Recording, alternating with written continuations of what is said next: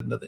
ஆனால் எல்லா இடங்களிலும் சேர்த்து பார்க்கிற போது ஒரு 10-11% வாக்குகளை பெறத்தக்கதாக இருக்கிற சீமான் அவர்களது கட்சி ஒரு ஆசனத்தை கூட பெறாது என்று பொதுவாக நம்பப்படுகிறது.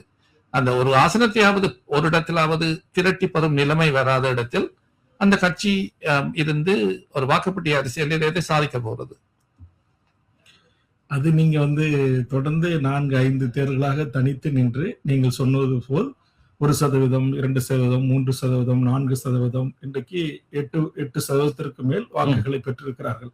ஆக வாக்கு அரசியலில் குறிப்பிட்ட சதவீத வாக்குகளை பெறுவதை காட்டிலும் ஒரு குறிப்பிட்ட சட்டப்பேரவை நாடாளுமன்ற உறுப்பினர்கள் இருந்தால்தான் அந்த கட்சி அந்த சட்டமன்றத்தில் பங்காற்றி பணி செய்ய முடியும், மக்களுக்காக குரல் கொடுக்க முடியும், மக்களுக்கான சட்டங்கள் திட்டங்களை குறித்து பேச முடியும், விவாதிக்க முடியும். ஆக அந்த அடிப்படையில் அந்த அரசியல் அதிகாரத்தை வெல்லாமல் வெறும் தனித்தே நின்று ஒவ்வொரு தேர்தலிலும் ஒரு குறிப்பிட்ட சதவீத வாக்குகளை உயர்த்துவதால் எனக்கு தெரிந்து எந்த பெரிய பலனும் தமிழர்களுக்கும் தமிழ் தேசியர்களுக்கும் கிட்டப்போவதில்லை.